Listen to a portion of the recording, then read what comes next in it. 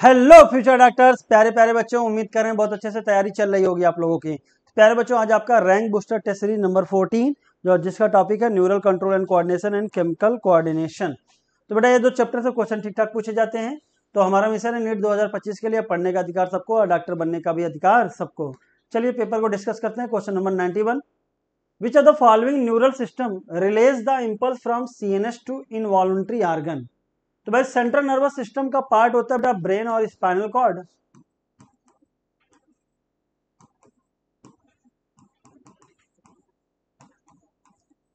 और बेटा ये कहां पे भेज रहा है? इनवॉल्युंटरी ऑर्गन्स। तो यहां पे मतलब इनवॉल्युंटरी मतलब आपका ऑटोनॉमिक नर्वस सिस्टम, जैसे कि सिंपैथेटिक और पैरासिम्पैथेटिक। तो बेटा सिंपैथेटिक और पैरासिम्पैथेटिक एएनएस की पार्ट है, तो अलग अलग लिखा इसलिए ये नहीं होगा। तो आंसर क्या हो जाएगा आपका? फोर्थ। तो सेंट्रल नर्वस सिस्टम में ब्रेन और स्पाइनल कॉर्ड आते हैं, और पेरिफेरल नर्वस सिस्टम को दो भाग में डिवाइड किया गया था, सोमैटिक एंड ऑटोनॉमिक। तो आंसर हो जाएगा 91 का 4। चलिए question number 92, which of the following type of neuron are present in embryonic stage. तो कहते हैं एम्ब्रियोनिक स्टेज में कौन से न्यूरॉन पाए जाते हैं? तो बेटा एम्ब्रियोनिक स्टेज में आपके आपका यूनिपोलर न्यूरॉन पाया जाता है। यूनिपोलर का मतलब आपका एक साइटोन और एक एक्सॉन होता है, जो away from axon nerve impulse conduction को लेके जाता है। अगर बाइपोलर की बात किया जाए तो बेटा एक डेंड्राइट और एक एक्सॉन होगा। एक्सॉन अवे फ्रॉम साइटोन होता है और टूवर्ड द साइटोन क्या होता है? डेंड्राइट। तो बाइपोलर पाया जाता है ईयर में, आई में और बेटा नोज में। आपकी एनसीईआरटी आई में लिखती है रेटिना ऑफ आई।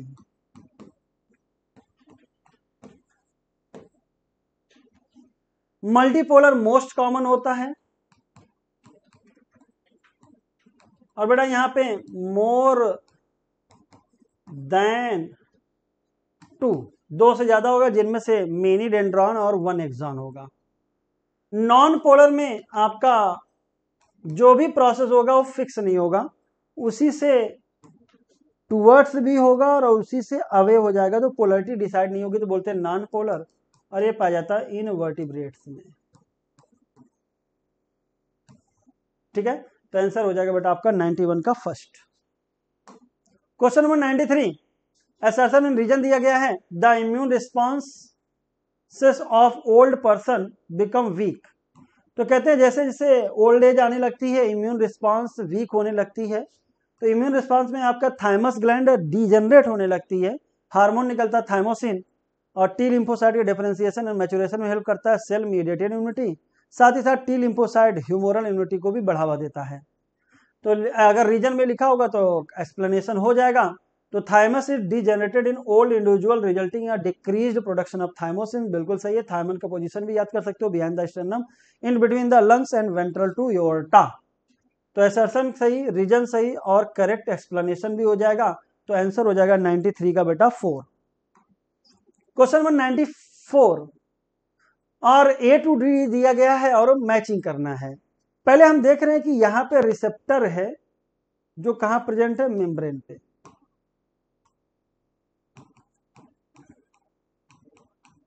और रिसेप्टर को कौन आएगा उसके पास? हार्मोन।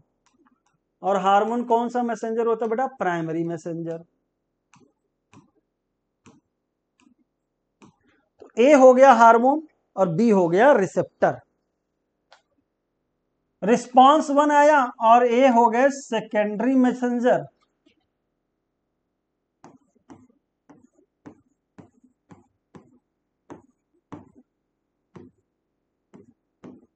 और ये तो हो गया सेल मेम्ब्रेन। तो सी सेल मेम्ब्रेन और डी सेकेंडरी मैसेंजर। तो प्राइमरी तो होता नहीं, प्राइमरी हार्मोन होता है। तो इसलिए आंसर हो जाएगा पहला। अगला क्वेश्चन आता है, किस कौन से हार्मोन होते हैं? कहते हैं स्टीरॉयड और आयोडोथायरोनिन को छोड़ के। स्टीरॉयड और आयोडोथायरोनिन का रिसेप्टर बेटा डीएनए में पाया जाता है, तो कोई भी सेकेंडरी मैसेंजर की जरूरत नहीं होती। दूसरा क्वेश्चन पूछा जा सकता था सेकेंडरी मैसेंजर के एग्जाम्पल। तो आइनोसिटॉल ट्राइफॉस्फेट, कैल्शियम आयन हो सकते हैं, और cyclic AMP, cyclic adenosine monophosphate, ये हो सकते हैं। Question number 95, the PNS comprises the all the nerve of the body associated with CNS. तो बेटा सीएनएस से निकलने वाले क्रेनियल नर्व और स्पाइनल नर्व ये पीएनएस के पार्ट होते हैं, और जिस बॉडी पार्ट में जाते हैं उसके आधार पर दो प्रकार के होते हैं। स्केलेटल मसल को जाता है तो somatic neural system, involuntary organ और स्मूथ मसल को जाता है तो ऑटोनॉमिक नर्वस सिस्टम। ऑटोनॉमिक में ही जो इनवॉल्यूंटरी ऑर्गन जैसे कि विसरल ऑर्गन होगा तो उसको बोल देते हैं visceral neural system. The peripheral nervous system, sympathetic and parasympathetic neural system. तो अगर पीएनएस को फर्दर मतलब पुनः क्लासिफिकेशन करना होगा तो मैं करूंगा somatic neural system and autonomic neural system. Autonomic के पार्ट थे सिंपैथेटिक एंड पैरा, तो रीजन मुझे गलत लग रहा है, assertion is correct but reason is not correct.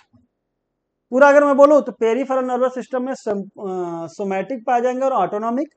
Somatic neural system skeletal muscle की सप्लाई को बोलते हैं, ऑटोनॉमिक में सिंपैथेटिक और पैरासिम्पैथेटिक होते हैं, involuntary organs and smooth muscle को सप्लाई होती है।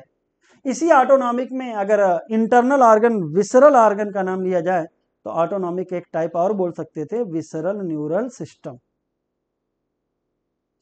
Question number 96, the correct sequence of meninges skull from inside to outside. तो ब्रेन के कॉन्टेक्ट में तो पिया मेटर, फिर आता है एरेक्नोइड, फिर आता है डूरामेटर, आउटर मोस्ट। आउटर डूरामेटर होना चाहिए था, तो आंसर हो जाएगा आपका थर्ड, पिया मेटर, एरेक्नोइड एंड डूरामेटर। मजबूत लेयर होता है डोरामेटर, पियामेटर थिन होती है, एरेक्नोइड बेटा वेवी लेयर होती है स्पाइडर की तरह, और उसके अंदर सेरिब्रो स्पाइनल फ्लूइड भरे रहते हैं। इनको बोलते हैं क्रेनियल मेनिंजेस, जो बेटा आपके प्रोटेक्ट करती है ब्रेन को। Question number 97, the blood calcium level is lowered by the deficiency of. तो ब्लड कैल्शियम लेवल को घटाना है तो पहले फार्मूला याद होना चाहिए पीटी इंक का। तो पैराथायरॉइड हार्मोन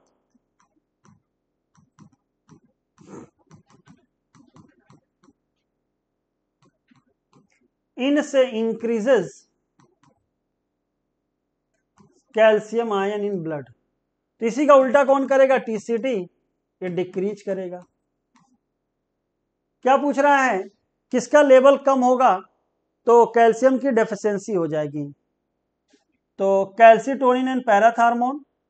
तो भाई कैल्सिटोनिन अगर आपका बढ़ेगा तो कैल्शियम आयन ब्लड में क्या हो जाएगा, कम। तो कह रहा है लोअर लेवल, तो ये हो जाएगा कैल्सिटोनिन नहीं PTH. PTH parathyroid blood calcium level को बढ़ाता है, अगर इसकी कमी हो जाएगी तो ब्लड कैल्शियम लेवल क्या हो जाएगा, घट जाएगा। और कैल्सिटोनिन की अधिकता हो जाएगी तब भी ब्लड कैल्शियम लेवल घट जाएगा, ध्यान रखना। तो 97 का आंसर हो जाएगा थर्ड। बहुत जबरदस्त क्वेश्चन है। तो पैराथायरॉइड से ब्लड कैल्शियम लेवल बढ़ता है, तो जब ये कम हो जाएगा तो ब्लड कैल्शियम लेवल कम हो जाएगा, या टीसीटी भी बढ़ जाए तब भी ब्लड कैल्शियम लेवल कम हो जाएगा। Question number 98, which of the following hormones are release by the anterior lobe of pituitary. तो अब भाई उल्टा चलिए, पोस्टीरियर लोब से क्या निकलता है ये याद कर लीजिए। तो ये आता है एडीएच, जिसका दूसरा नाम होता है वैसोप्रेसिन, और ऑक्सीटोसिन। साथ ही साथ बेटा आपका पार्स इंटरमीडिया से निकलने वाला हार्मोन होता है MSH, मेलानोसाइट स्टिमुलेटिंग हार्मोन। तो बेटा ये देखिए वैसोप्रेसिन ऑक्सीटोसिन क्या हो गया, पोस्टीरियर पिट्यूटरी। जिन ऑप्शन में 5 और 6 है उसको हटा दीजिए, आंसर क्या आ जाएगा, पहला, ये हो जाएगा एंटीरियर पिट्यूटरी। चलिए अगला question, which of the following option does not include the antagonistic hormone. Insulin और ग्लूकागॉन, तो बेटा एंटागोनिस्टिक होते हैं बिन। तो बीटा सेल ऑफ पैंक्रियास से निकलता है इंसुलिन, और सेल के अंदर ग्लूकोज को स्टोर कराएगा ग्लाइकोजन और फैट के रूप में, तो ब्लड शुगर लेवल को कम करेगा, हाइपोग्लाइसेमिक होता है। और इसी का जस्ट अपोजिट कौन होता है, glucagon. PTH and calcitonin, PT इनका याद कर लीजिएगा। Parathyroid hormone blood calcium level को बढ़ाएगा, थायरोकैल्सिटोनिन घटाएगा। एपिनेफ्रिन और नॉर एपिनेफ्रिन सेम फंक्शन करते हैं, तो आंसर हो जाएगा थर्ड, क्योंकि नॉट पूछा है तो ये एंटागोनिस्टिक नहीं है, ये कैसे सिनर्जिस्टिक हैं, एक जैसे काम करते हैं। तो आंसर हो जाएगा 99 का थर्ड। क्वेश्चन नंबर 100, अगर 100 की बात करते हैं बेटा तो ध्यान रखिएगा क्वेश्चन नंबर 100 में matching FSH, LH, progesterone and estrogen. चलिए मैच करके देखते हैं। तो एफएसएच, एलएच, तो एफएसएच फॉलिकुलर स्टिमुलेटिंग हार्मोन होता है, डेवलपमेंट ऑफ ग्राफियन फॉलिकल यानी उसका मैचुरेशन कराएगा। तो A5 दो ऑप्शन में हुआ। प्रोजेस्टेरोन और एस्ट्रोजन में फीमेल सेक्स हार्मोन कौन होता है? Estrogen female secondary sexual character, तो D2। LH कार्पस लुटियम को डेवलप करेगा, ओवल्यूशन कराएगा, यानी B4, तो आंसर हो जाएगा 4। और प्रोजेस्टेरोन बेटा आपका इंडोमेट्रियम को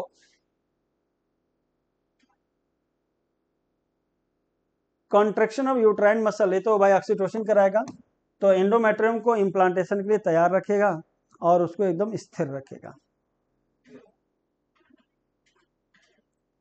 क्वेश्चन नंबर 101, अगर 101 की हम बात करते हैं, zona reticularis, fasciculata and glomerulosa, एक फार्मूला से याद कर लेना GFR। तो आउटर मोस्ट होगा ग्लोमेरुलोसा, मिडिल होगा फैसिकुलेटा, इनर मोस्ट होगा रेटिकुलरिस। तो सबसे ऊपर होगा कॉर्टेक्स का, तो C1, और सबसे इनर क्या होगा बेटा आपका? रेटिकुलरिस, यानी A2।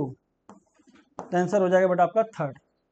ग्लोमेरुलोसा से निकलता है मिनरलोकॉर्टिकॉइड एल्डोस्टेरोन, फैसिकुलेटा से निकलता ग्लूकोकॉर्टिकॉइड कॉर्टिसोल, और रेटिकुलरिस से निकलता sex steroid. Question number 102, which are the following options, जो हार्मोन के दिए हैं कार्बोहाइड्रेट मेटाबॉलिज्म, मतलब कि एनर्जी से रिलेटेड है, आपको याद कर लेना चाहिए। Thyroxine,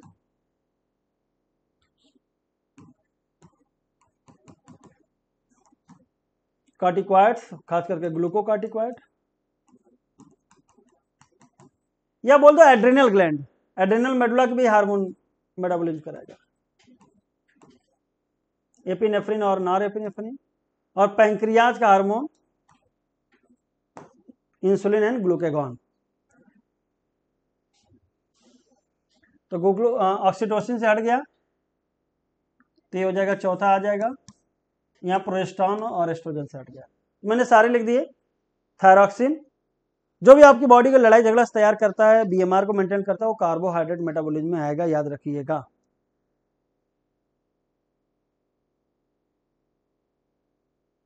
which part of human brain is concern with the regulation of body temperature, तो ह्यूमन ब्रेन में hypothalamus urge for eating and drinking as well as आपका बेटा बॉडी टेम्परेचर को रेगुलेट करता है, साथ ही साथ लिम्बिक सिस्टम के साथ मिलके इमोशन, मोटिवेशन, लिबिडो, इसको भी मेंटेन करता है।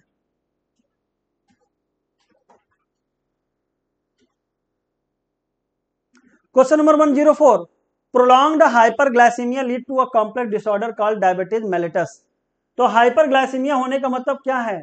लो इंसुलिन या इंसुलिन नहीं है। डायबिटिक पेशेंट को क्या दे दीजिए? इंसुलिन। तो दोनों बातें क्या हो गई? सही। आंसर हो जाएगा 4th। Both statement 1 and 2 are correct. कहां से निकलता? Beta cell of pancreas. Question number 105, in our body cortisol is main mineralocorticoid, तो बेटा देखिए कॉर्टिसोल मेन ग्लूकोकॉर्टिकॉइड होता है, ना कि मिनरलोकॉर्टिकॉइड, तो इसलिए ये गलत हो गया। कहां से निकलता है? देखिए ग्लूकोकॉर्टिकॉइड में ऑलरेडी ग्लूको लिखा है, तो जी नहीं आएगा। कहां से निकलेगा? फैसिकुलेटा से। अब इसके फंक्शन भी याद होने चाहिए, तो cardiovascular activity, kidney function, immune system को दबाएगा, और साथ ही साथ एंटी इंफ्लेमेटरी भी होगा। तो ये आपका दूसरा सही हो जाएगा। तो पहला गलत, दूसरा सही, answer will be the 3rd। Alpha and beta, melatonin, aldosterone, progesterone and T4 matching करना है, तो जो एकदम अलग है उसी को मैच कर लीजिए आप। तो बी और ई करते हैं। चलिए पहले ई करते हैं। T4 बेटा आपका थायरॉक्सिन है, और थायरॉक्सिन निकलता है थायराइड फॉलिकल से, यानी थायराइड ग्लैंड, वो भी कहां से? फॉलिकल से। तो ई की मैचिंग 3rd के साथ। अब ए कर लीजिए, अल्फा एंड बीटा सेल किससे रिलेटेड बेटा? आइलेट ऑफ लैंगरहैंस 1 से 2 मिलियन, और पैंक्रियाज का कितना भाग बनेगा? 1 से 2%। तो ए की मैचिंग हो गई 5 के साथ और ई हो गया थर्ड, आंसर हो गया फोर्थ। मेलाटोनिन बेटा आपका पीनियल ग्लैंड से निकलता है, डॉर्सल सरफेस ऑफ फोरब्रेन पाया जाएगा। मेलाटोनिन हार्मोन होता है 24 आवर रिदम को देखेगा, स्लीप वेक साइकिल को। एल्डोस्टेरोन बेटा मिनरलोकॉर्टिकॉइड है, तो कहां से निकलेगा, एड्रिनल कॉर्टेक्स, वो भी कहां से, ग्लोमेरुलसा से। अब प्रोजेस्टेरॉन निकलता है corpus luteum under the influence of LH. Adeno hypophysis के दो पार्ट होते हैं, pars intermedia and pars distalis. इसी पार्स डिस्टालिस को हम लोग क्या बोलते हैं बेटा, एंटीरियर पिट्यूटरी। चलिए अगला question, question number 107। Unmyelinated nerve fibre enclose by Schwann cell. देखिए अगर इंक्लोज आएगा तो आसपास पड़ी है, इसको बोलते हैं अनमाइलिनेटेड या नॉन माइलिनेटेड या ग्रे नर्व फाइबर। और अगर इन्वेलप्ड आ गया तो माइलिन शीथ बनाएगा। स्वान सेल आर प्रेजेंट होती हैं और यहां पे आएगा इनवेलप्ड। तो दोनों लाइन सही है, लेकिन बेटा आपका दोनों अलग अलग चीजों के लिए कह रही है तो एक्सप्लेनेशन की बात नहीं सही है, सॉरी। यहाँ पे एब्सेंट लिखा है तो assertion true but reason is false. तो 107 का आंसर हो जाएगा सेकंड, ध्यान रखना। तो बेटा आपका स्वान सेल दोनों में पाया जाएगा, लेकिन अगर इंक्लोज्ड आएगा तो नॉन माइलिनेटेड लगाओगे और इन्वेलप्ड हो जाएगा तो माइलिनेटेड, आउटर कॉर्टेक्स रीजन में पाया जाता है माइलिनेटेड। द सेरिब्रम इज, तो बेटा सेरिब्रम आपका लॉन्गिट्यूडनली एक फिजर के कारण दो भागों में डिवाइड होगा और उसको जोड़ा जाएगा कार्पस कैलोसम के जरिए। तो longitudinally divided into two half that are connected by corpus callosum and corpus callosum is the feature of mammalian brain.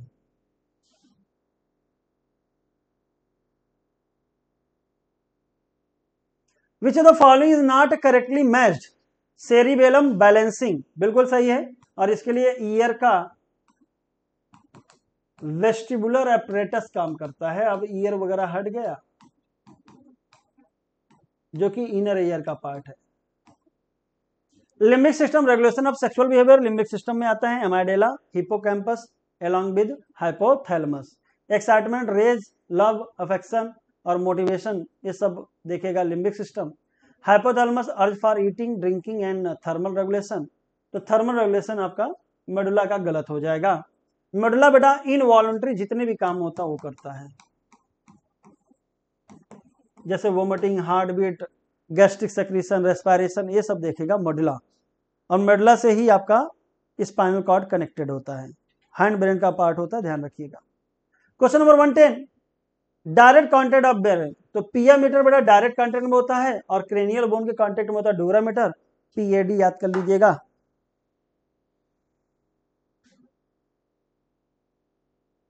Which of the following hormone stimulate the synthesis and secretion of steroid hormone glucocorticoid from adrenal cortex.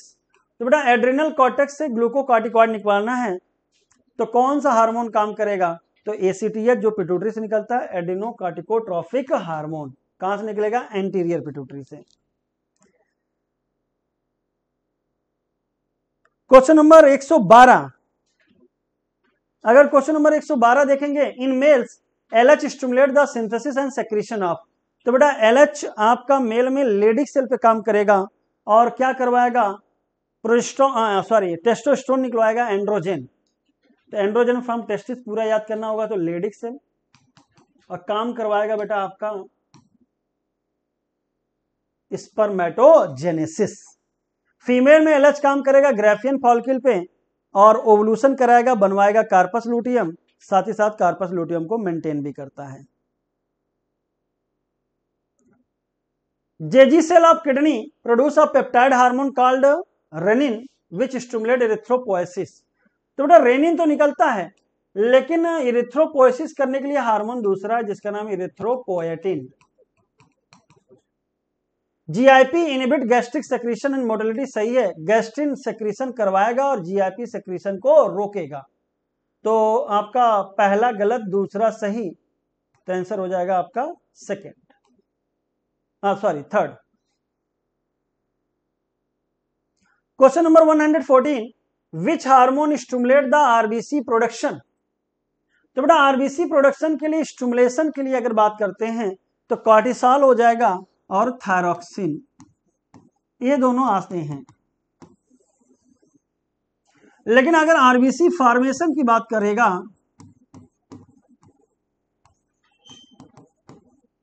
तो यहां पे आ जाएगा erythropoietin, ठीक है। Which statement is incorrect for insulin hormone acts mainly on hepatocyte, it is steroid hormone, enhance cellular glucose uptake and utilisation, none of these. तो भैया insulin के लिए कौन सी बात गलत है? तो बेटा इंसुलिन इन करेगा कहां से निकलेगा? बीटा सेल से, और ये इनहेंस करेगा तो बेटा हिपैटोसाइट और एडिपोसाइट पे काम करेगा। इंसुलिन स्टेरॉयड, ये गलत हो गया बेटा। याद रखना स्टेरॉयड नेचर आपको याद होना चाहिए कहां कहां होगा। तो एड्रिनल कॉर्टेक्स के हार्मोन,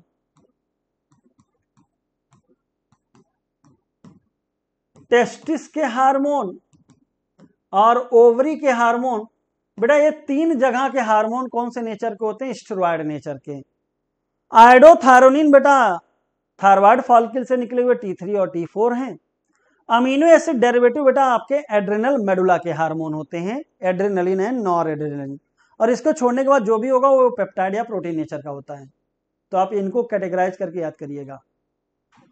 इन मतलब इनहेंस करेगा अपटेक एंड यूटिलाइजेशन को।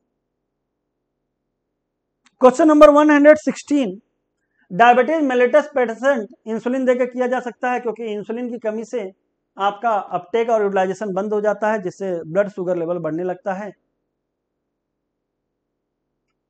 क्वेश्चन नंबर 118, मैचिंग का क्वेश्चन है। Pituitary gland, thyroid gland, adrenal gland and pancreas. तो बेटा पैंक्रियाज से अभी निकलता है, आपको मालूम है बीमारी का नाम, बीमारी से मैच करा गया तो पैंक्रियाज से डायबिटीज मेलाइटस। डी की मैचिंग हो गई सेकंड के साथ। अब पिट्यूटरी ग्लैंड आपको याद होना चाहिए, एडीएच की कमी से हाइपोसेक्रेशन, तो डायबिटीज इंसिपिडस, ए थर्ड। तो आंसर तो हो गया आपका थर्ड। थायरॉयड से बेटा हाइपर सेक्रेशन से याद कर लेना है, कौन हाइपर है कौन हाइपो है, ये सब हाइपो वाले हैं।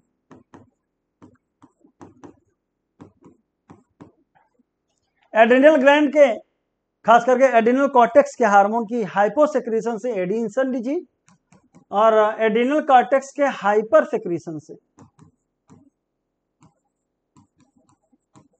जैसे ग्लूकोकॉर्टिकॉइड, हाइपर सेक्रेशन से जो बीमारी होती है उसका नाम है कसिंग सिंड्रोम। इसमें मून फेस आ जाता है, मुखड़ा चांद का टुकड़ा।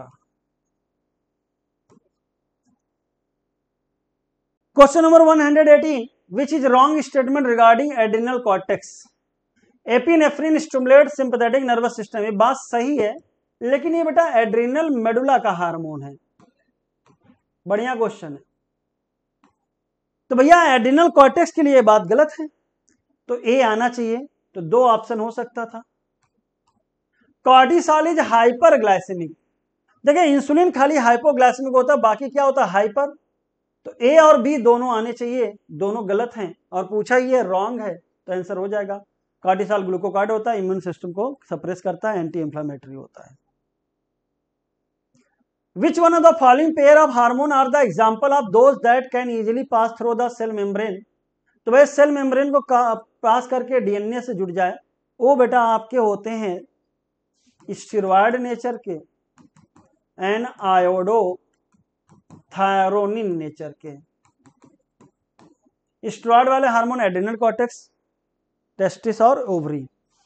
तो इंसुलिन पेप्टाइड है, इंसुलिन गया तो क्या हो जाएगा? कॉर्टिसॉल और टेस्टोस्टेरोन स्टेरॉयड वाले। Question number 120, glucagon, PTH, fear और फ्लाइट हार्मोन, इंसुलिन। तो ग्लूकेगॉन तो सेल से चला गया ब्लड में, हाइपरग्लाइसेमिक हो गया, जबकि इंसुलिन क्या है? हाइपो है, और खाली इंसुलिन ही हाइपो है, याद रखिएगा। तो D2 और A4, A4 से आंसर आ गया था। पीटीएच क्या होता है? Hyper calcaemic PT Inca. Fear flight में आता है कैटेकोलामाइंस, बायोजेनिक अमीन्स जिसमें आते हैं एड्रेनलिन एंड नॉर एड्रेनलिन। तो बेटा ये रहा आपका डिस्कशन, अच्छे से कर लीजिएगा, इससे आपका रिवाइज हो जाएगा दोनों चैप्टर। और अब आपके सामने आ रहे हैं साइलेंसर फिर एलिस sir. Thank you so much. So now question number 121 which is a correct matching set. यहाँ पे करेक्ट मैचिंग सेट पूछा गया है। हाइपोथैलेमस, हाइपोथैलेमस से क्या रिलीज होगा? GnRH, gonadotropin releasing hormone. ये एंटीरियर पिट्यूटरी पर जाकर के एक्ट करता है, गोनाडोट्रोपिन्स को रिलीज कराएगा। एंटीरियर पिट्यूटरी, एंटीरियर पिट्यूटरी से एफएसएच और LH, follicle stimulating hormone and luteinizing hormone, इन्हीं को बोलते हैं गोनाडोट्रोपिन्स, गोनाड्स की ग्रोथ को स्टिमुलेट करते हैं। टेस्टिस, टेस्टिस से आएगा androgens, androgens is a group of male hormone और यहाँ पर मेन होता है टेस्टोस्टेरोन।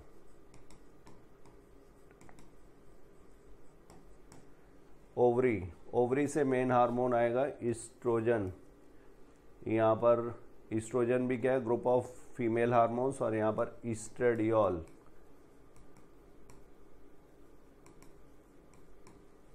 ये मेन फीमेल हार्मोन। तो यहाँ पर आंसर हो गया A is T, B is R, C is S and D is Q first.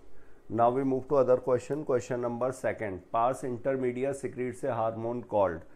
तो पार्स इंटरमीडिया पिट्यूटरी ग्लैंड का ये पार्ट है और ये सिक्रीट करेगा एमएसएच, एसीटीएच, एफएसएच या जीएच। तो जीएच हो गया ग्रोथ हार्मोन, ये हो गया फॉलिकल स्टिमुलेटिंग हार्मोन, ये हो गया एड्रीनोकॉर्टिकोट्रोपिक हार्मोन।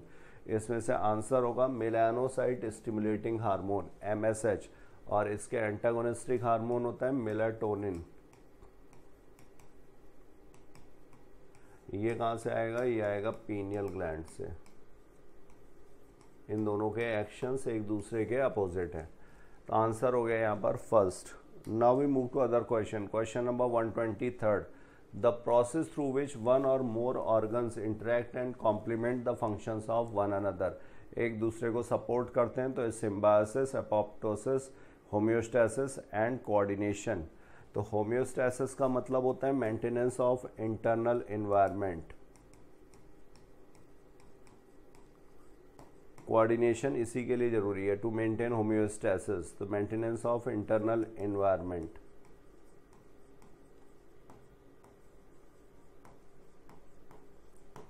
एपोप्टोसिस, एपोप्टोसिस का मतलब होता है प्रोग्राम्ड सेल डेथ। ये नेचुरल प्रोसेस है, प्रोग्राम्ड सेल डेथ। एजिंग के साथ साथ सेल की डेथ होगी, तो ये प्रोग्राम्ड सेल डेथ, इसके लिए एपोप्टोसिस। सिम्बायोसिस, ये प्लस प्लस टाइप का इंटरेक्शन है, दोनों का फायदा म्यूचुअलिज्म। तो यहाँ पर करेक्ट आंसर होगा कोऑर्डिनेशन, और कोऑर्डिनेशन के लिए यहाँ पर दो सिस्टम्स हैं, एक है न्यूरल सिस्टम और दूसरा है केमिकल कोऑर्डिनेशन एंडोक्राइन ग्लैंड्स के द्वारा। तो न्यूरल सिस्टम ये कब काम करता है? जब यहाँ पर क्विक रिस्पॉन्स चाहिए होगा, जहाँ पर ग्रेजुअल रिस्पॉन्स चाहिए, स्लो रिस्पॉन्स चाहिए, ओवर ईयर्स चाहिए, तो वहाँ पर केमिकल कोऑर्डिनेशन। केमिकल कोऑर्डिनेशन ये हार्मोन्स के थ्रू और ये नर्व फाइबर्स के थ्रू, ये point to point control provide करेगा, नर्व फाइबर्स। आंसर हो गया यहाँ पर fourth. Now we move to other question. An integrated system which provides an organized network of point-to-point connection for quick coordination is known as। तो अभी discuss किया था, coordination अगर क्विक चाहिए हो और पॉइंट टू पॉइंट चाहिए हो तो ये नर्व फाइबर्स के थ्रू होगा, और ये नर्वस सिस्टम। एंडोक्राइन सिस्टम जो होगा ये स्लो ग्रेजुअल रिस्पॉन्स जहाँ पर चाहिए होगा। तो आंसर हो गया third. Now we move to other question. Question number 125। Consider the following four statement and select the option which includes the correct one only. Nissen's granules are mass of ribosomes and endoplasmic reticulum।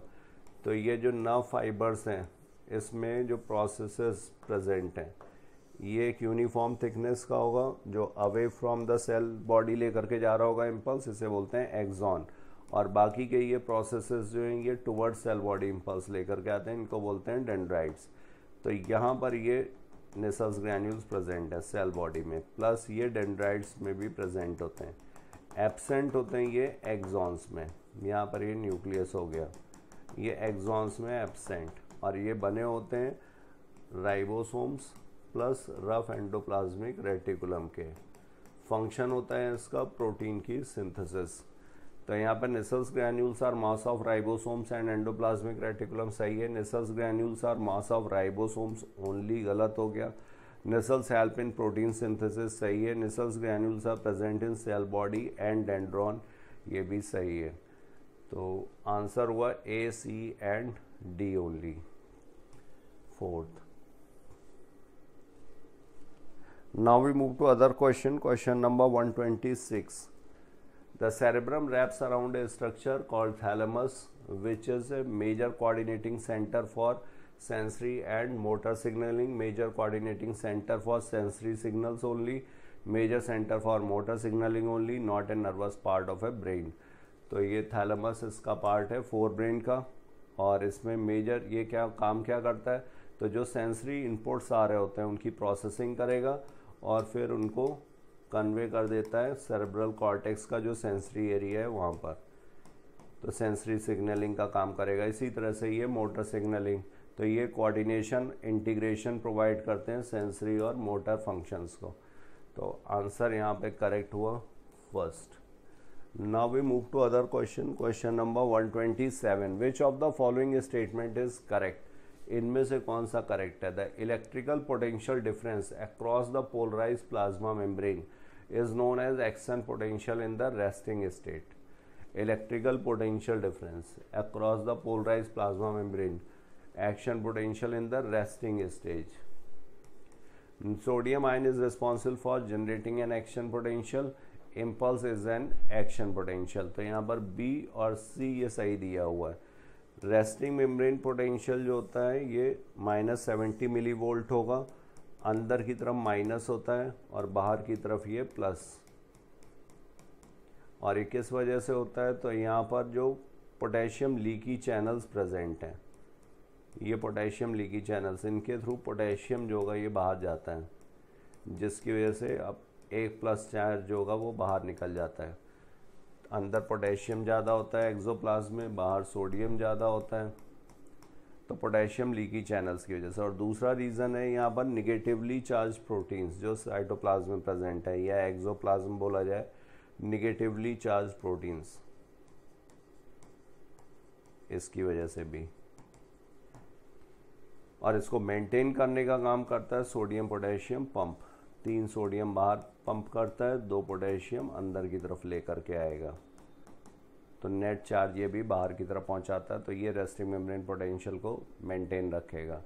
तो electrical potential difference across the polarised plasma membrane is known as action potential in the resting stage. Resting stage में ये resting membrane potential होता है, action potential नहीं। Resting membrane potential -70 millivolt. Action potential क्या होगा? जब यहाँ पर point of stimulus, suppose A जो है पॉइंट ऑफ स्टिमुलस है, जब यहाँ पर पॉइंट स्टिमुलस दिया जाएगा तो जो सोडियम चैनल्स होते हैं वोल्टेज गेटेड वो ओपन हो जाएंगे। सोडियम रैपिडली इन्फ्लक्स करता है और इन्फ्लक्स करने की वजह से अंदर आएगा, जिसकी वजह से यहाँ पे पोलैरिटी रिवर्स हो जाती है, अंदर प्लस बाहर माइनस, तो ये डीपोलराइजेशन। और इसी की वजह से जो मैक्सिमम पोटेंशियल जनरेट होगा +30 या +35 millivolt, that is action potential, और इसी को बोलते हैं इम्पल्स। तो बी और सी सही है, बट यहाँ पर ए गलत है, तो पूछा गया correct third. Now we move to other question. Question number 128, nerve impulse is generated when the nerve cell undergoes और पासेस। तो एक्साइटेड स्टेज बोला जाए या डीपोलराइजेशन बोला जाए या एक्शन पोटेंशियल बोला जाए, एक ही चीज़ है। आंसर होगा फोर्थ, ऑल ऑफ दीज। अभी हम लोगों ने 127 क्वेश्चन में डिस्कस किया था ये। Which type of synapses are rare in our system? तो केमिकल सिनेप्स, इलेक्ट्रिकल सिनेप्स, ये 2 टाइप के सिनेप्स हैं। Synapse is present between 2 nerve fibres, 2 nerve cells के बीच में, न्यूरॉन्स के बीच में होगा ये सिनेप्स। और यहाँ पर सिनेप्स, केमिकल सिनेप्स जो होता है इसमें न्यूरोट्रांसमीटर्स इन्वॉल्व होंगे। इलेक्ट्रिकल सिनेप्स ये गैप जंक्शंस के थ्रू होता है, ये वाला फास्ट होगा, ये कंपैरेटिवली केमिकल सिनेप्स थोड़ा स्लो होगा। रेयर जो होता है वो होता है इलेक्ट्रिकल सिनेप्स। तो rare in our system, answer होगा सेकंड।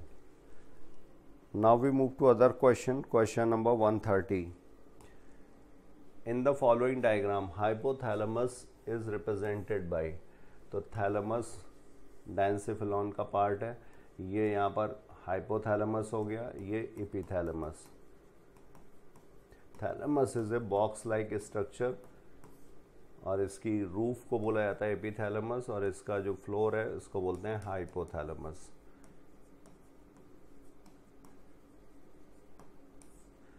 तो यहाँ पर ये थैलेमस और बी यहाँ पर हाइपोथैलेमस, सी यहाँ पर ये पॉन्स। तो आंसर होगा यहाँ पर second B. Now we move to other question, question number 131। The dorsal portion of the midbrain consists mainly of 4 round swellings। तो ये डॉर्सल सरफेस से ही दिखाई पड़ती हैं और इनको बोला जाता है कॉर्पोरा क्वाड्रिजेमिना। दो विजुअल रिफ्लेक्स के लिए और 2 ऑडिटरी रिफ्लेक्स के लिए। तो ये यहाँ पर कॉर्पोरा क्वाड्रिजेमिना, और यहाँ पर मिड ब्रेन में जो कैनाल प्रेजेंट है उसे बोलते हैं एटर, ये एक्विडक्ट ऑफ सिल्वियस।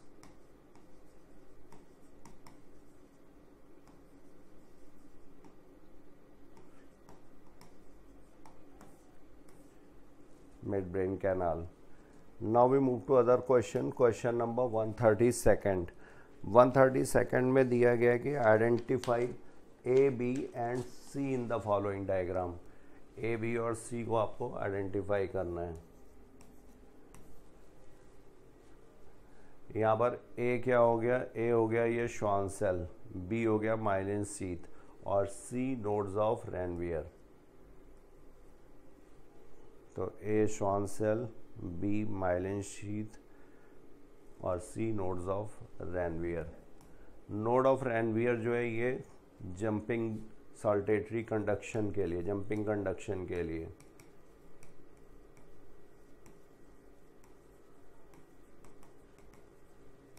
और ये पेरिफेरल नर्वस सिस्टम में बना होता है श्वान सेल से, माइलिन शीथ, और अगर सेंट्रल नर्वस सिस्टम होता तो यहाँ पर ये बना होता ओलिगोडेंड्रोसाइट से।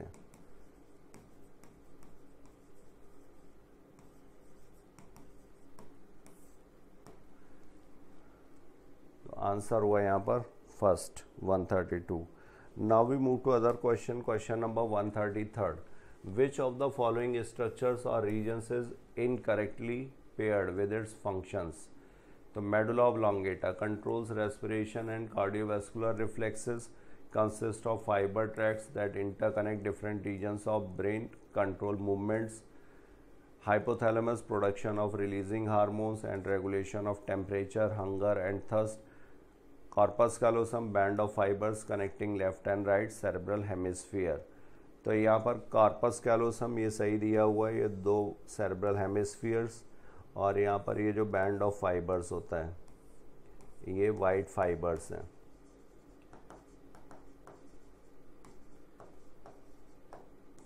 इन्हीं को बोलते हैं corpus callosum. This is characteristic of mammalian brain but with exception.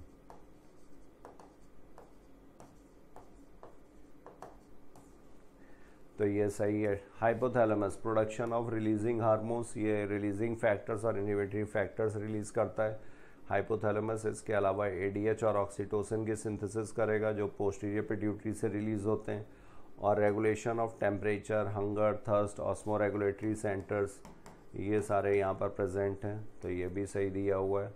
Medulla oblongata यहाँ पर रेस्पिरेशन के लिए सेंटर है, डॉर्सल रेस्पिरेटरी ग्रुप और ventral respiratory group. Cardiovascular reflexes, GIT secretions को भी कंट्रोल करते हैं, और इसके अलावा ये यहाँ पर वोमिटिंग सेंटर, ये भी मेडुला ऑब्लोंगेटा में है। तो ये भी सही है। Limbic system consist of fibre tracts, तो ये स्ट्रक्चर्स का बना हुआ है, हिप्पोकैम्पस, एमिगडाला और हाइपोथैलेमस भी इसमें पार्टिसिपेट करता है। फाइबर ट्रैक्ट्स ये भी यहाँ पर प्रेजेंट होते हैं और लेकिन ये कंट्रोल मूवमेंट्स ये गलत दिया हुआ है, ये मेनली किससे, इमोशंस वगैरह से कंट्रोल करेगा, फीलिंग से एसोसिएटेड है, और हाइपोथैलेमस के साथ ये इमोशनल ब्रेन बनाता है। तो आंसर यहाँ पर होगा second. Now we move to other question. Question number 134, medulla oblongata contains centres that control respiration, cardiovascular reflexes, gastric secretions, all of the above. तो मेडुला ऑब्लोंगेटा ये क्या करेगा, ये सेंटर्स दैट कंट्रोल रेस्पिरेशन, तो अभी हम लोगों ने डिस्कस किया ये तीनों के लिए ही है। इसके अलावा यहाँ पे वॉमिटिंग सेंटर भी प्रेजेंट है। Another question, question number 135, brain stem includes. तो ब्रेन स्टेम में जो ब्रेन स्टेम के एक्सेस पे पढ़ते हैं ये पॉन्स, मिड ब्रेन और मेडुला ऑब्लोंगेटा। तो medulla oblongata, pons and mid brain, ये तीन यहाँ पर brain stem. Now we move to other question. Question number 136. Unmyelinated nerve fiber is enclosed by a X that does not form a myelin sheath. तो चाहे वो myelinated fibres हों या unmyelinated हो, श्वान सेल जरूर प्रेजेंट होगा। Schwann cell अगर उसके चारों तरफ रैप करके एक शीथ बनाता है तो इसे बोला जाएगा माइलिनेटेड फाइबर। अगर वो शीथ नहीं बन रही है तो इसको बोलते हैं अनमाइलिनेटेड फाइबर्स। तो यहाँ पर एक्स क्या हो गया, ये श्वान सेल। फिर माइलिन शीथ अराउंड द, तो ये किसके अराउंड बनती है माइलिन शीथ, ये एक्सॉन के around, and is commonly found in जड़ and the somatic neural system. तो somatic neural system as well as autonomic neural system, दोनों में ही प्रेजेंट होगा। तो ये आंसर हो गया यहाँ पे first, X is Schwann cell, Y is axon and Z is autonomous.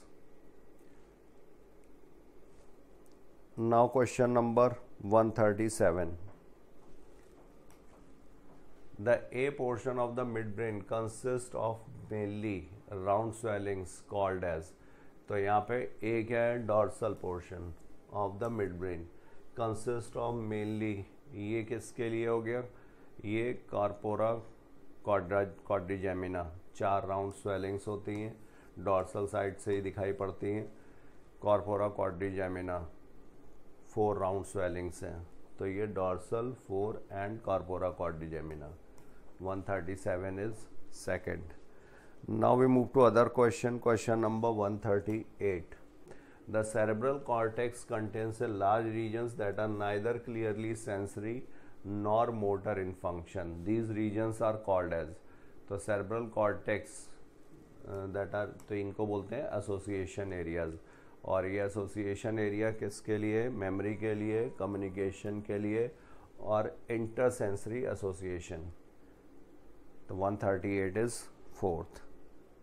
Now we move to other question. Question number 139, receptor sites for neurotransmitters are present on.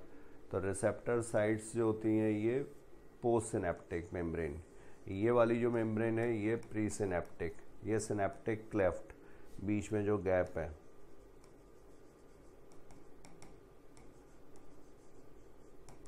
और ये प्री सिनेप्टिक, सिनेप्सिस से पहले pre synaptic membrane, और ये यहाँ पर post synaptic membrane.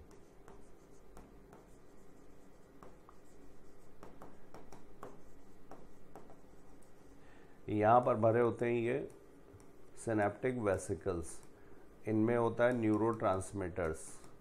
जब action potential पहुँचेगा, कैल्शियम आयन चैनल्स ओपन होंगे, कैल्शियम का कॉन्सेंट्रेशन बढ़ेगा, तो ये जो सिनेप्टिक वेसिकल्स हैं ये फ्यूज़ हो जाते हैं प्लाज्मा मेम्ब्रेन से, न्यूरोट्रांसमीटर्स यहाँ पे रिलीज़ हो जाते हैं, और ये न्यूरोट्रांसमीटर्स फिर रिसेप्टर से बाइंड करते हैं,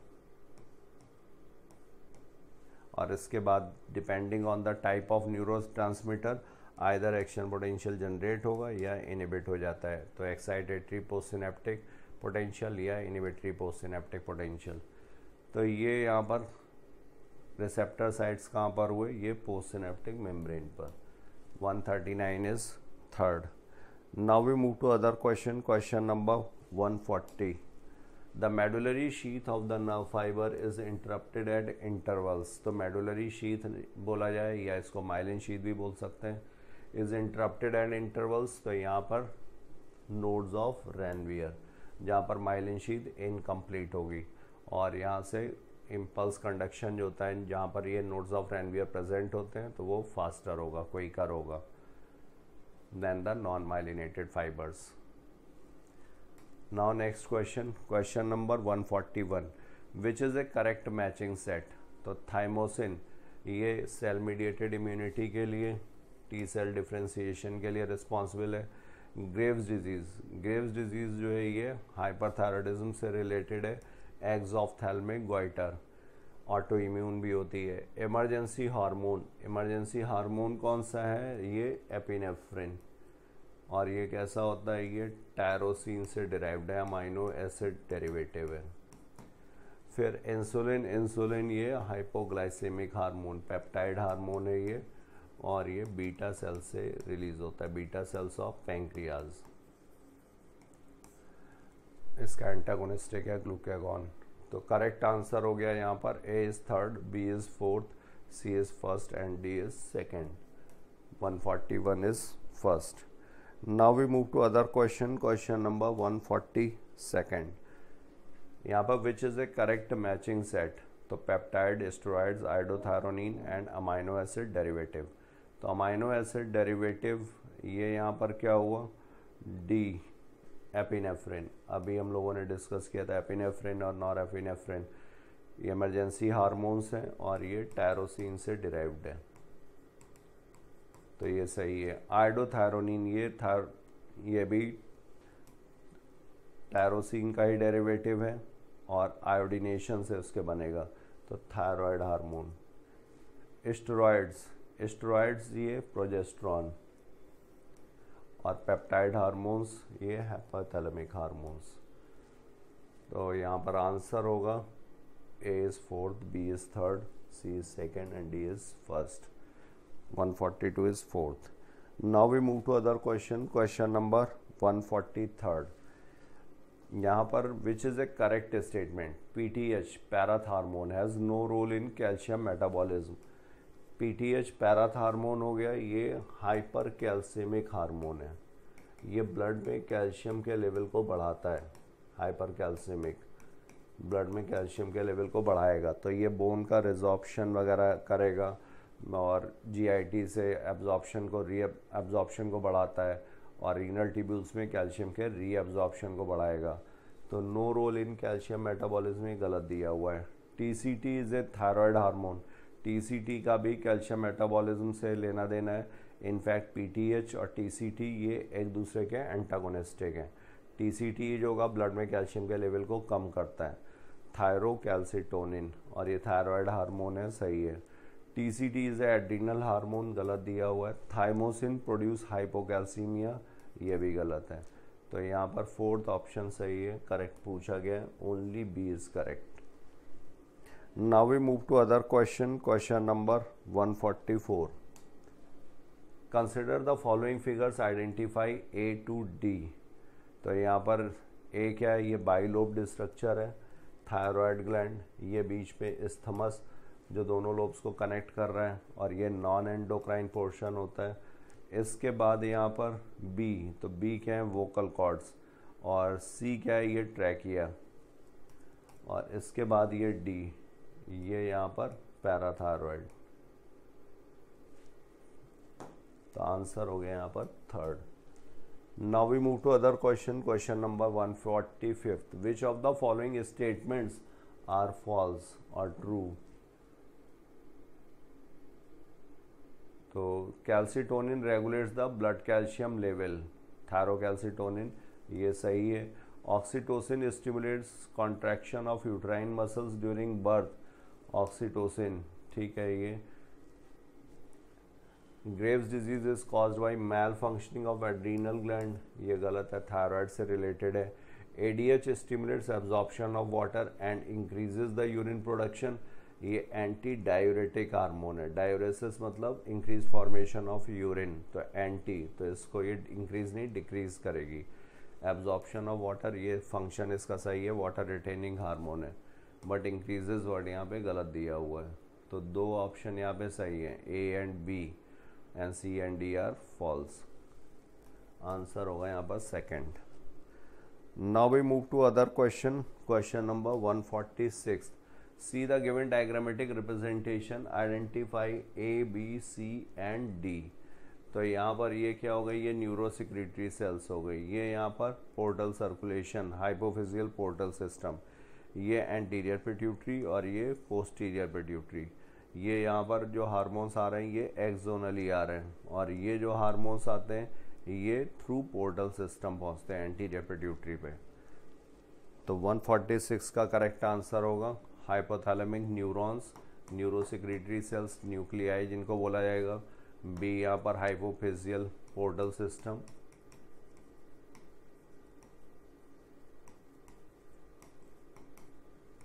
और सी पोस्टीरियर पिट्यूटरी, और डी यहाँ पर एंटीरियर पिट्यूटरी।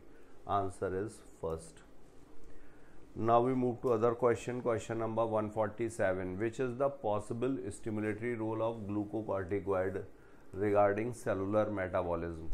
तो ग्लूकोकॉर्टिकॉइड ग्लूकोज मेटाबॉलिज्म या कार्बोहाइड्रेट मेटाबॉलिज्म से रिलेटेड है ये,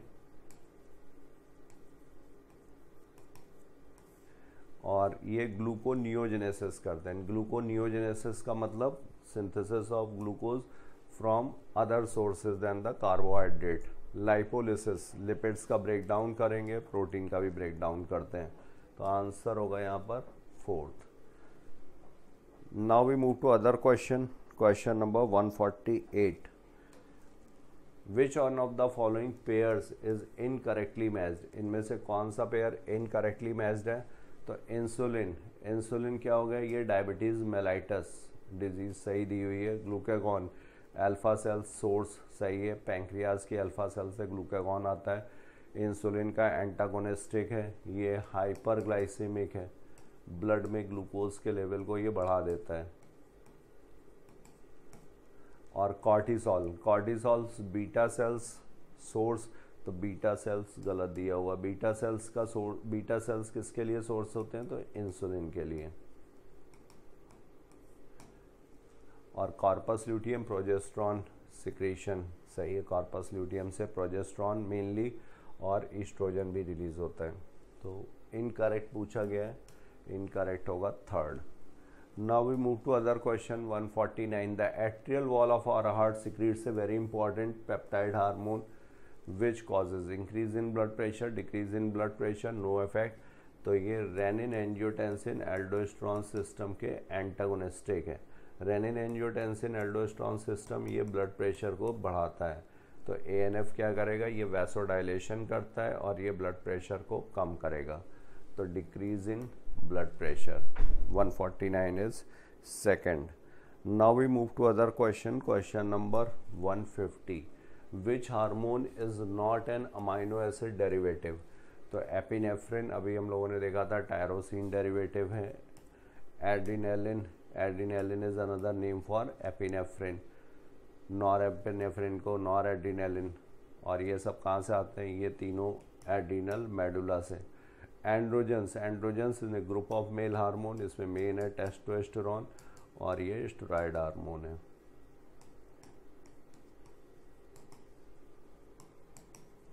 आंसर हो गया यहाँ पर third. So thank you all of you. I have covered my portion. Now further discussion will be carried by my fellow partner Dr. Alice. Hello बच्चों, तो अभी तक आप लोगों ने 150 तक क्वेश्चंस देख लिए। मैं आपको 151 से 180 तक कराने आया हूँ और आप लोग पेपर का डिस्कशन कर रहे हैं RBTS 14 का।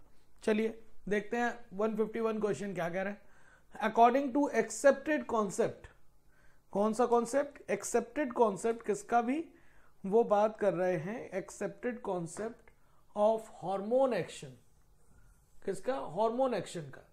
If receptor molecule are removed, अगर रिसेप्टर मॉलिक्यूल अगर हम रिमूव कर दें टारगेट ऑर्गन से तो क्या होगा?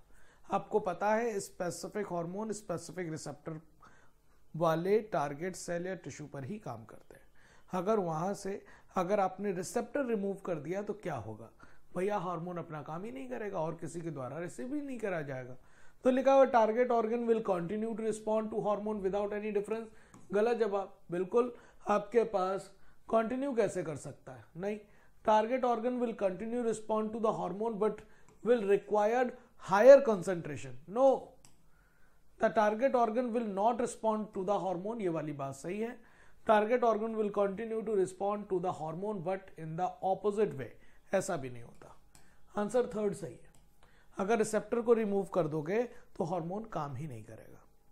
ठीक है, अगला question, which of the following statement is correct, किसके रिलेशन में, correct in relation to the endocrine system, किसके एंडोक्राइन सिस्टम के response, release an inhibitory hormone, releasing और inhibitory hormone are produced by the pituitary gland, ये वाली बात गलत है क्योंकि ये हाइपोथैलेमस का काम है।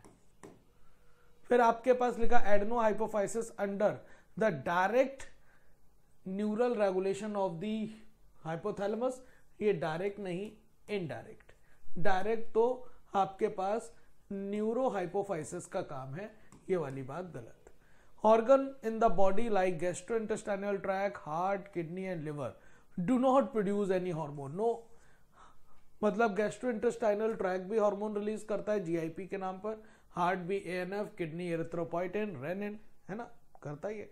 Non nutrient chemical produce by the body in trace amount, come amount में, और एक्ट करते हैं इंटरसेलुलर मैसेंजर की तरह, इन्हें हम हार्मोन्स कहते हैं, ये वाली बात सही है। 152 का 4 क्लियर। अगला, in human adult female oxytocin, तो आपके पास ऑक्सीटोसिन का काम क्या होता है, लव हार्मोन कहलाता है, आपको पता है। ये मतलब जो ना चाइल्ड बर्थ में हेल्प करता है, मिल्क इजेक्टिंग आपके पास हार्मोन कहलाता है। Stimulate pituitary to secrete vasopressin, oxytocin का काम नहीं है ये। Causing vigorous uterine contraction during parturition, ये बात सही है। It is secreted by anterior pituitary, ये बात भी गलत है, ये पोस्टीरियर पिट्यूटरी से निकलता है। फिर लिखा stimulate growth of memory gland, नहीं, आंसर आपके पास सेकंड सही है। क्या है, सेकंड। अगला, a person entering in empty room suddenly finds a snake right in front on the opening of the door, कह रहा है कोई पर्सन है, वो एंटर कर रहा है किसी खाली रूम में, जैसे गेट खोला उसके सामने सांप आ जाता है। Which one following is likely happen in his neuro hormone control system, क्या होगा भाई साहब, एड्रेनलिन निकलेगा, क्या निकलेगा, एड्रेनलिन हार्मोन निकलेगा, और जो कि किसे मतलब स्टिमुलेट करेगा, एसएनएस, और एसएनएस को स्टिमुलेट करेगा तो बहुत सारे फंक्शन, प्यूपिलरी डायलेशन हो जाएगा, पाइलो इरेक्शन हो जाएगा, स्वेटिंग बढ़ जाएगी, सलाइवेशन कम हो जाएगा, ग्लाइकोजेनोलिसिस बढ़ जाएगा, लिपोलिसिस हो जाएगा, प्रोटियोलिसिस हो जाएगा, क्लॉटिंग डिसऑर्डर जो हो गए वो क्लॉटिंग जो टाइम होगा वो डिक्रीज हो जाएगा, डाइजेस्टिव प्रोसेस स्लो हो जाएगा, हार्ट बीट बढ़ जाएगा, हार्ट रेट बढ़ जाएगा, ब्रीदिंग रेट बढ़ जाएगा, कार्डियक आउटपुट बढ़ जाएगा, बहुत सारे फंक्शंस हो गए। आप देखिए यहाँ पर sympathetic nervous system activated, releasing epinephrine and norepinephrine from adrenal medulla, सही बात है ये, एपिनेफ्रिन और नॉरएपिनेफ्रिन, एड्रेनलिन और नॉरएड्रेनलिन को ही कहते हैं। Neurotransmitter diffuse rapidly across the cleft and transmit a nerve impulse, नहीं। हाइपोथैलेमस एक्टिवेट, पैरासिम्पैथेटिक, नहीं। सिंपैथेटिक नर्व सिस्टम आपके एक्टिवेटेड रिलीजिंग द एपिनेफ्रिन और नॉरएपिनेफ्रिन फ्रॉम एड्रिनल कॉर्टेक्स, नहीं। जवाब आपके पास फर्स्ट सही है। 154 का 1, ठीक है। अगला क्वेश्चन देख लीजिए। अगला क्वेश्चन आपको क्या कह रहा है, आपके पास एक मैचिंग है और मैचिंग को मिलाइए आप। देखिए लिखा select the match hormone and source of the function. Vasopressin कहां से निकलता है, वैसोप्रेसिन क्या पोस्टीरियर पिट्यूटरी से निकलता है, निकलता है। फिर लिखा हुआ increase loss of water through the urine, loss of water को इंक्रीज करता है डिक्रीज करता है, इंक्रीज नहीं करता भाई साहब, डिक्रीज करता है। फिर लिखा नॉरएपिनेफ्रिन एड्रिनल मेडुला से निकलता है, ठीक है, इंक्रीज कर देता heart beat, rate of respiration, alertness, ये वाली बात सही है, अलर्टनेस, है ना, तो ये वाले बात सही है, बी वाला सही लग रहा है। ग्लूकागोन बीटा सेल से नहीं निकलता, बात ही खत्म। प्रोलैक्टिन पोस्टीरियर पिट्यूटरी से नहीं निकलता, इंटीरियर नहीं निकलता, बात खत्म। आंसर सेकंड हो गया 155 का सेकंड। अगला, which hormone stimulate the secretion of milk during sucking of milk by the baby. तो हार्मोन कौन सा है जो secretion of milk during the sucking of the milk baby. तो आपके पास पता है मिल्क इजेक्टिंग हार्मोन किसे कहते हैं, milk ejecting hormone. Milk ejecting hormone आपके पास क्या होता है, उसका नाम है आपके पास ऑक्सीटोसिन। क्या नाम है, ऑक्सीटोसिन। जवाब क्या हो जाएगा? ऑक्सीटोसिन। ये काम रिलैक्सिन का नहीं है, प्रोलैक्टिन का नहीं है, प्रोजेस्टेरॉन का नहीं है। आंसर क्या हो जाएगा? ऑक्सीटोसिन। 156 का आपके पास जवाब क्या हो जाना है? 156 का फर्स्ट हो जाना है। ठीक है, अगला लिखा हुआ है the correct to say about the hormone action in human. तो करेक्ट क्या बात बतानी है? देखिए, glucagon is secreted by beta cell. बात ही गलत हो गई, अल्फा सेल होता है। कौन सी सेल से? Alpha cell. Secretion of thymosin stimulate with ageing. Time के साथ आपके पास स्टिमुलेट करता है एजिंग को? नो, है ना, स्टिमुलेटेड विद एजिंग। एजिंग से थाइमोसिन का सिक्रीशन स्टिमुलेट करता है? नहीं, इनहिबिट हो जाता है। In female FSH first bind with receptor, specific receptor of ovarian cell membrane. ये बात सही है। एफएसएच स्टिमुलेट करता सिक्रीशन एंड प्रोजेस्टेरॉन को, ये बात गलत है। आंसर ये बात सही है ना। ओवेरियन आपके पास फॉलिकल को मैच्योर कराएगा एफएसएच, है ना, तो उसमें हेल्प करेगा ये। ठीक है, 57 का थर्ड। 58 जवाब क्या कह रहा है? मैचिंग मिलाना है। सेक्रेटिन कहां से रिलीज होगा? तो आपको पता है सेक्रेटिन आपके पास एक्सोक्राइन पार्ट ऑफ पेनक्रियास से रिलीज होगा, ये हो जाएगा सेकेंड। जबकि एएनएफ आपके पास हार्ट से निकलेगा, नाइट्रियोरेटिक फैक्टर। एडीएच आपके पास कहां से निकलेगा? एडीएच निकलेगा तो नहीं, लेकिन काम करेगा किडनी पे। एडीएच तो निकलेगा आपके पास पोस्टीरियर पिट्यूटरी से, रिलेटेड हो गया 4। और मेलेटोनिन आपके पास थर्ड। सॉरी, तो आपके ये मत समझिएगा एडीएच किडनी पर काम करेगा, एडीएच रिलीज नहीं होगा। ठीक है, तो आप सॉरी, यहां पर जवाब हो गया सेकेंड, फर्स्ट, फोर्थ, थर्ड। ये हो गया फर्स्ट। ठीक है, क्या हो गया?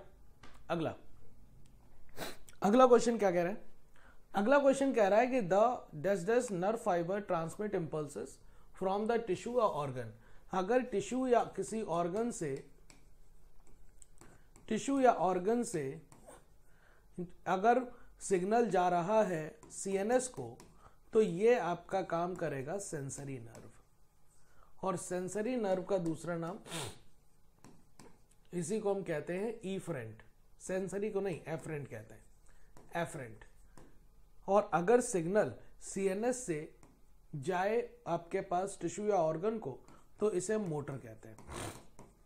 और मोटर को हम दूसरा नाम देते हैं इफरेंट, है ना। तो वो ये पूछ रहा है ये क्या नाम होगा, तो एफरेंट दिया हुआ, ये बात सही है। इफरेंट नहीं, एक्टेन नहीं।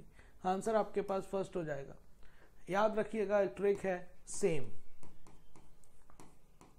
कैसे? सेंसरी जो होते हैं वो एफरेंट होते हैं, और जो मोटर होते हैं उन्हें हम इफरेंट कहते हैं। ठीक है। 160 hormone that inhibit gastric secretion and motility. Inhibit कौन करेगा? Gastro inhibitory peptidase. ये सीसीके का काम नहीं, गैस्ट्रिन का नहीं, सेक्रेटिन का नहीं। आंसर क्या हो जाएगा? फर्स्ट। अगला,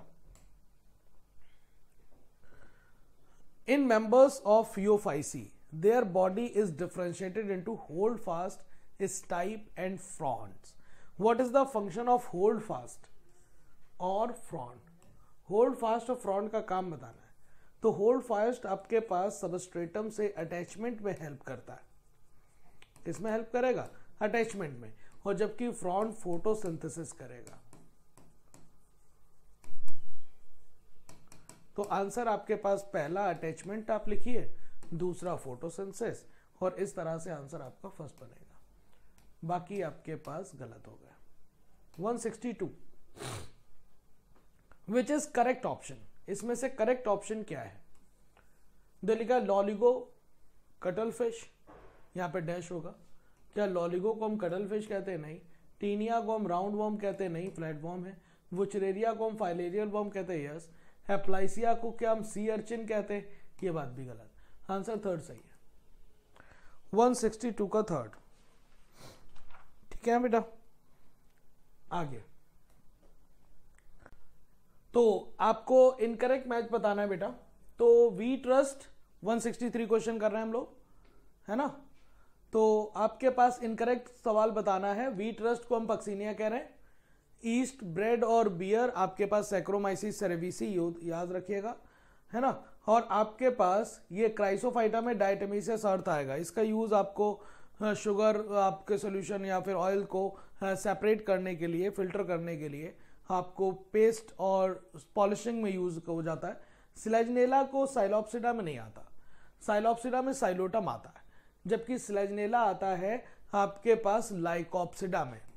क्या आएगा? लाइकोप्सिडा में आता है। लाइकोप्सिडा में लाइकोपोडियम आता है,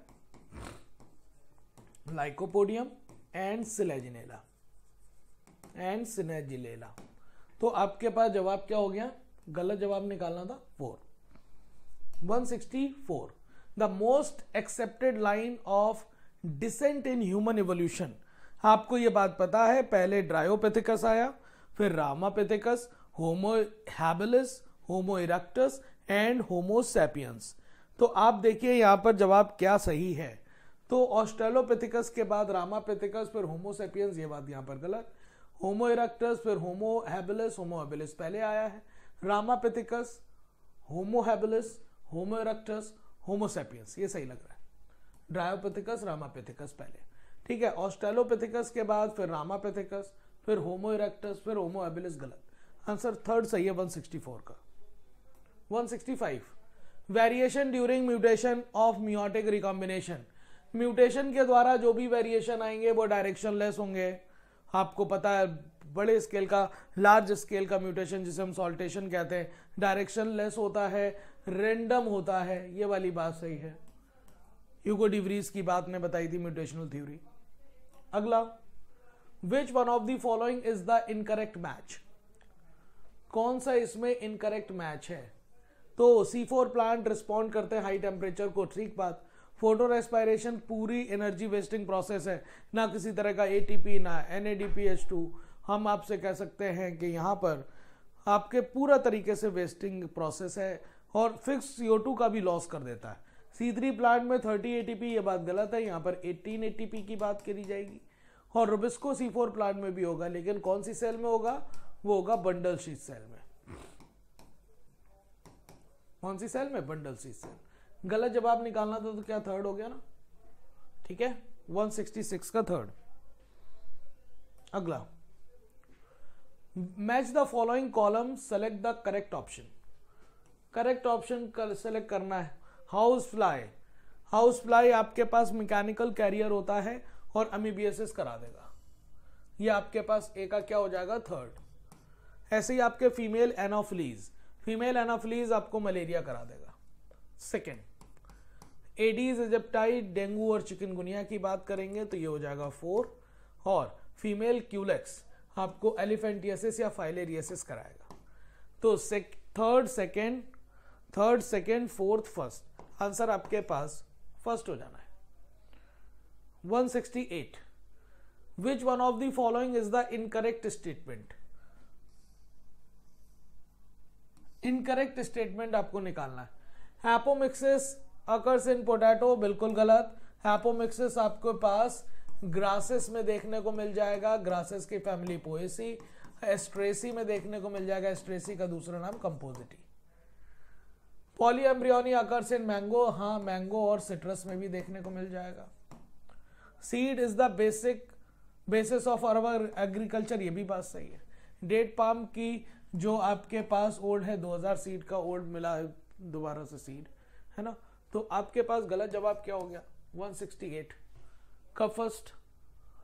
169 देखो, which one of the following is incorrect match. Incorrect match, emergency contraceptive 7 days नहीं, up to 72 hours of coitus, i-pill के नाम से जानते हैं। बैरियर में फीमेल कॉन्डोम, मेल कॉन्डोम भी आता है, फीमेल कॉन्डोम भी आता है, डायाफ्राम भी आता है, सर्वाइकल कैप भी आते हैं, वॉल्ट्स भी आते हैं, बैरियर में ही आएगा। ART ICSI होगा, इसे हम कहते हैं इंट्रा साइटोप्लाज्मिक स्पर्म इंजेक्शन।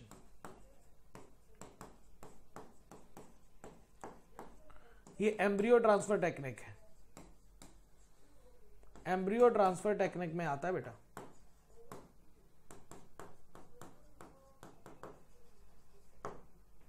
गलत जवाब आपके पास फर्स्ट हो गया। 170 which one of the following is the incorrect match. Ribs 24 hour होती हैं, सही बात है, ट्रू है, फॉल्स है, फ्लोटिंग है। स्टर्नम आपके पास सिंगल होता है, डैगर शेप बोन है, flat bone, ventral side. Patella covers the knee, dorsally cover नहीं करता, ये वेंट्रली कवर करता है। ये वाली बात गलत हो गई। और अपेंडिकुलर स्केलेटन में लिम्स आते हैं, बिल्कुल आते हैं, गर्डल आते हैं, लिम्स आते हैं। तो गलत जवाब आपके पास 170 का थर्ड हो जाएगा। 171 का आंसर देखिए, यहां पर क्या लिखा हुआ है, विच one of the following is the incorrect match. आज के क्वेश्चन में सारे इनकरेक्ट मैच पूछ रहा है। लिखा हुआ है टीलोफेज, टीलोफेज में न्यूक्लियोलस एपियर होता है, ठीक है। आपके पास सेल प्लेट साइटोकाइनेसिस प्लांट में होगी, सेल प्लेट सी फैन में नहीं होगी, क्योंकि सी फैन एक एनिमल है, गॉर्गोनिया कहते हैं इसे, है ना, ये एनिमल है, सेल प्लेट नहीं होगी। और एनाफेज में क्रोमोसोम स्प्लिट होते हैं। आंसर आपके पास 171 का थर्ड हो गया, ठीक है। अगला देख लें 172, which one is the correct representation of enzymatic reaction. तो करेक्ट रिप्रेजेंटेशन क्या होता है, सबसे पहले एंजाइम से सबस्ट्रेट बाइंड करता है, ये इरिवर्सिबल रिएक्शन होती है, और एंजाइम सबस्ट्रेट कॉम्प्लेक्स बनता है। ये ट्रांजिएंट होता है, बनना जरूरी होता है, ऑब्लिगेटरी होता है। फिर एंजाइम सबस्ट्रेट कॉम्प्लेक्स बदलता है एंजाइम प्रोडक्ट कॉम्प्लेक्स में, और फिर एंजाइम अलग हो जाता है, प्रोडक्ट अलग हो जाता है। तो ये वाली बात गलत, ये भी गलत, इन सब में आपके पास इरिवर्सिबल लिखा है, गलत। फोर्थ वाला आपको सही दिख रहा है, 172 का 4, ठीक है। अगला, विच one of the following is the incorrect match. आपको इनकरेक्ट मैच निकालना है। देखिए फिर से इनकरेक्ट आ रहा है, एलर्जी IgE, एलर्जी में ईओसिनोफिल्स के नंबर भी बड़े होते हैं, है ना। कॉर्टिसोल प्लेसेंटा से निकल रहा है, गलत। रिलैक्सिन प्लेसेंटा और ओवरी से, दोनों से निकल सकता है। कोलेस्ट्रम में IgA होता है, गलत जवाब आपके पास क्या हो गया, सेकेंड। अगला, Golgi apparatus were observed by Camillo Golgi in 1898. Which of the following wrong statement? Wrong निकालना बेटा, याद रखिएगा। डायमीटर ऑफ सिस्टर्नी 5 से 10 माइक्रोमीटर। क्या ये बात सही है कि डायमीटर आपके पास ये होता है? डायमीटर तो आपके पास 0.21 माइक्रोमीटर होता है, ठीक है। आपके पास लिखा हुआ Golgi cisternae concentrically arrange near the mitochondria, नहीं, नियर द माइटोकॉन्ड्रिया नहीं, नियर द न्यूक्लियस बोलिए। फिर लिखा हुआ है कि भाई it is the site formation of glycoprotein और ग्लाइकोलिपिड, ये बात सही है। गलत निकालना है तो 4 हो जाएगा, 1 और 2 दोनों गलत है, ठीक है। अगला 175, cytokinin was discovered from. Cytokinin hormone कैसे डिस्कवर किया गया? कैनरी ग्रास से। कैनरी ग्रास से रिलेटेड तो ऑक्सिन है, ह्यूमन और यूरिन से भी ऑक्सिन की बात है, ओट सीडलिंग की भी बात करी जाए तो ऑक्सिन की बात है, ये तीनों ऑक्सिन से रिलेटेड। ऑटोक्लेव, हेरिंग स्पर्म डीएनए, ये वाली बात सही है। साइटोकाइनिन, काइनेटिन और zeatin, autoclave, sperm, herring fish DNA, याद रखिएगा।